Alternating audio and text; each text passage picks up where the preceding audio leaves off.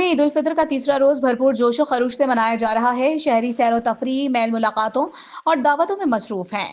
تفریحی مقامات، پارکس اور پکنک پوائنٹس پر غیر معمولی رش، بچے جھولوں اور کھیلوں میں مگن، جبکہ فیملیز خوشگوار لمحات گزار رہی ہیں۔ شام ہوتے ہی شہریوں کا رخ ریسٹورانٹس اور آئس کریم پارلرز کی جانب، جبکہ عزیز و اقارب کی دعوتوں نے عید کی رونقیں مزید بڑھا دیں۔ گورنر سندھ کا عمران خان کے وکلا کو کیسز کی بہتر پیروی کا مشورہ۔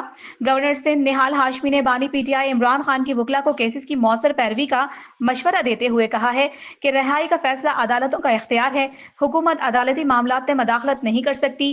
انہوں نے یوم پاکستان کے موقع پر مزار قائد پر حاضری کے بعد گفتگو کرتے ہوئے عدالتی عمل پر اعتماد کا اظہار بھی کیا۔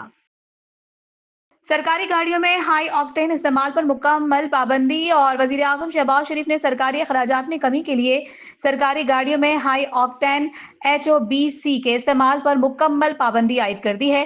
کسی بھی خلاف ورزی کی صورت میں متعلقہ آفیسر کو ایندھن کی قیمت ذاتی طور پر ادا کرنا ہوگی۔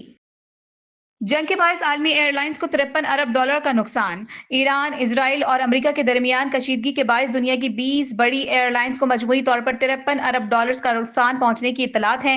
تشویشناک بات یہ ہے کہ جنگ کے آغاز سے اب تک جیٹ فیول کی قیمتیں دگنی ہو چکی ہیں، جس کے نتیجے میں عالمی سطح پر ایئر لائن ٹکٹوں کی قیمتوں میں ہوش ربا اضافے کا قوی امکان ہے۔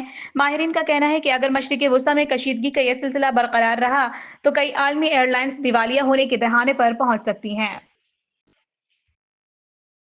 مشرقی وسطی میں کشیدگی کے باعث عالمی منڈی میں خام تیل کی قیمتوں میں اضافہ زور و شور سے جاری۔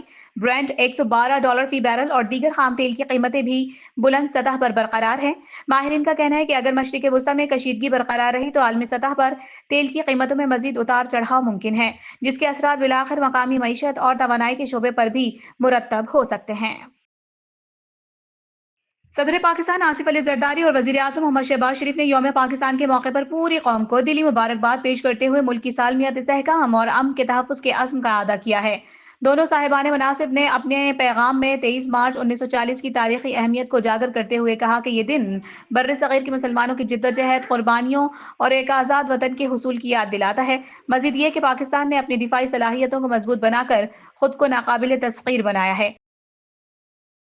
86ویں یوم پاکستان پر عسکری قیادت نے قوم کو دلی مبارکباد دیتے ہوئے 23 مارچ 1940 کو تاریخ کا عظیم سنگی میل قرار دیا اور دہشت گردی کے خلاف مکمل اتحاد و عزم کا اعادہ کیا۔